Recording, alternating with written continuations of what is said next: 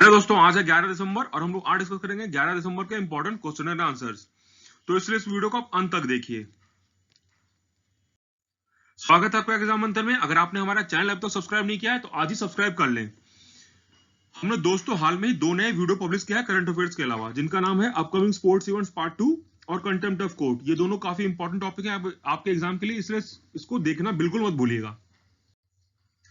हमारा आज का फर्स्ट क्वेश्चन रिलेटेड है एयरफोर्स एक्सरसाइज से, जिसका नाम है शाहीन। आपको बताना है ये कौन से 2 कंट्री के बीच में भी कंडक्ट किया गया है। तो उसका सही आंसर है चाइना और पाकिस्तान के बीच में ये एयरफोर्स एक्सरसाइज चलता है, जिसका नाम है शाहीन। ठीक है, शाहीन के नाम से पाकिस्तान में कई सारे मिसाइल्स भी हैं, आप उससे इंटरलिंक कर सकते हैं।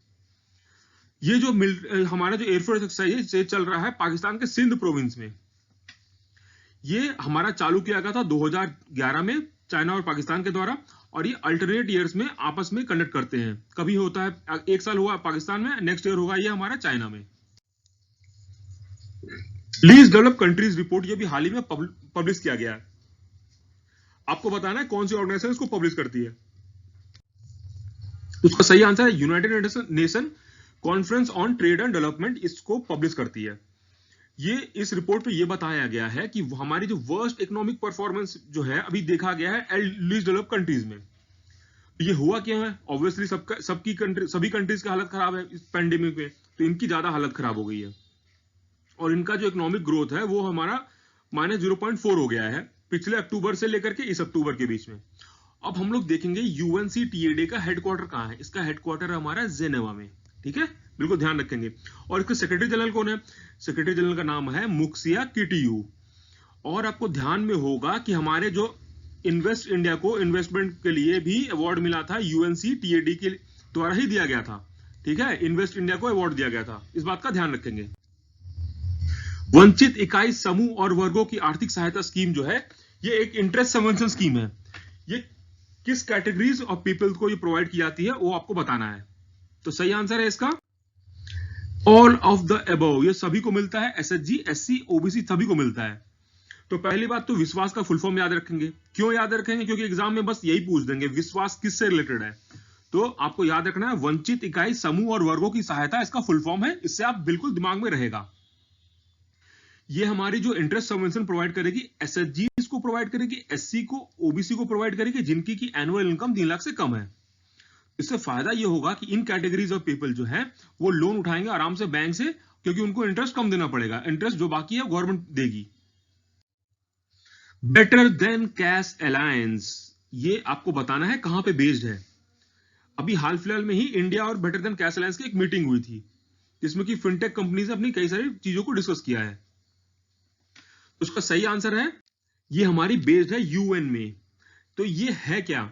ये एक्चुअली क्या है, हमारी एक पार्टनरशिप है गवर्नमेंट और कंपनीज और इंटरनेशनल ऑर्गेनाइजेशन के द्वारा, जो ये प्रमोट करती है कि हमें कैश को कम करना है और डिजिटल पेमेंट को बढ़ावा देना है। ये जो अलायंस है करीब उसमें 75 मेंबर्स हैं जो हमें डिजिटल पेमेंट्स को प्रमोट करने के लिए आगे आए हैं। अभी हाल फिलहाल में ही पॉलिसी ऑन स्कूल बैग्स आया है। उसमें बताया गया है कि आपको पहली बात तो 2 साल सेकंड क्लास तक तो कोई भी होमवर्क नहीं दिया जाएगा, और दूसरी बात जो है 1 से 10 तक के बच्चों के लिए जो हमारा बैग का वेट होगा वो कुछ प्रोपोर्शन होगा।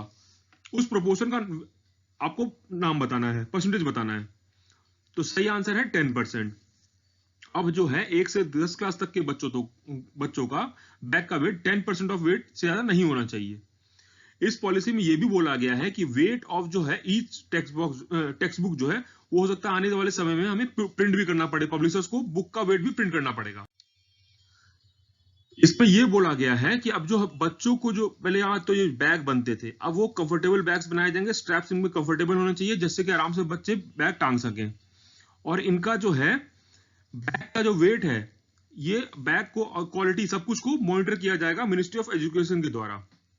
और पहली बात तो कोई आजकल देखा होगा कई बार आपने कि बच्चे पहियों वाला बैग लेकर के स्कूल जाते हैं, तो वो अब बंद किया जाएगा, वैसा अलाउड नहीं रहेगा। ठीक है।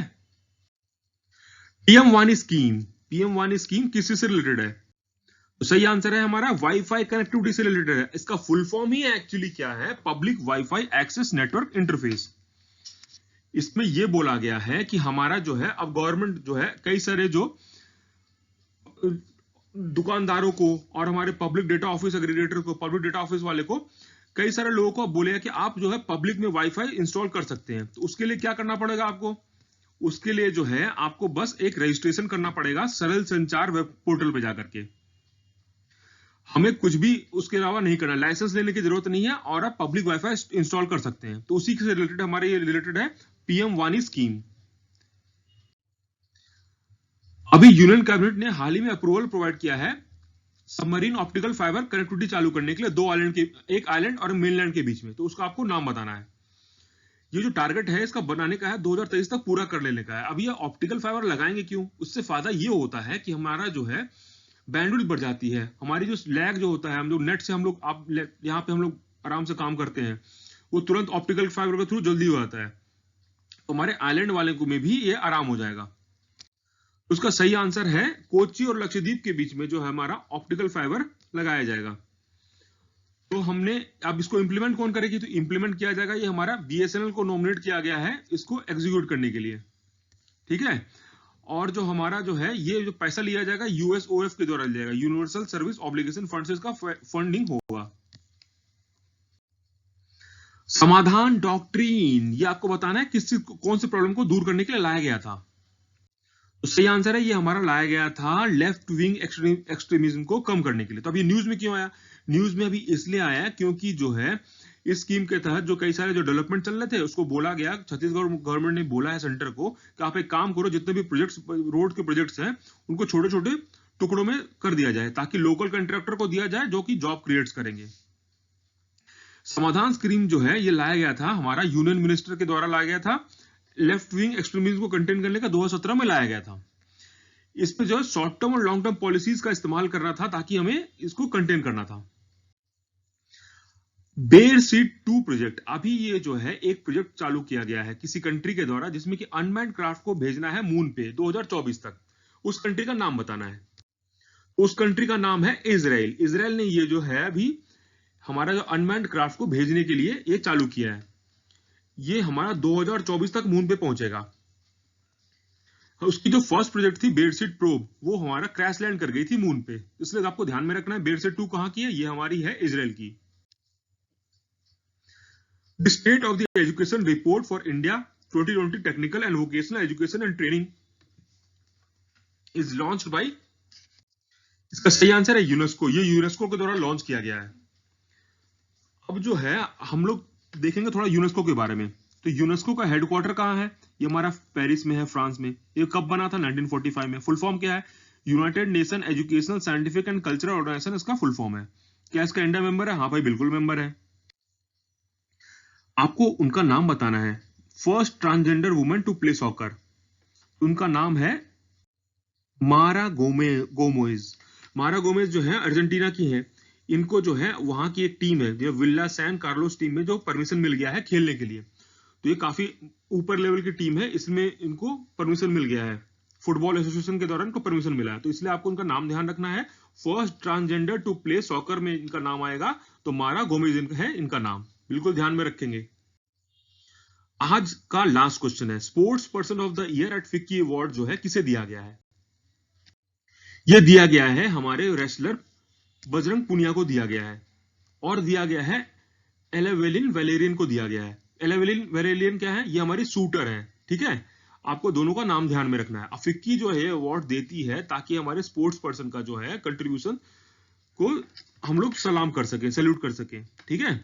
तो इसी के साथ दोस्तों हमारा आज का क्वेश्चन आंसर सेशन समाप्त होता है। आशा करते हैं आपको हमारा वीडियो पसंद आया होगा। अगर पसंद आया तो बिल्कुल इसे लाइक शेयर और सब्सक्राइब करना ना भूलें। तो चलिए फिर कल मिलते हैं। धन्यवाद।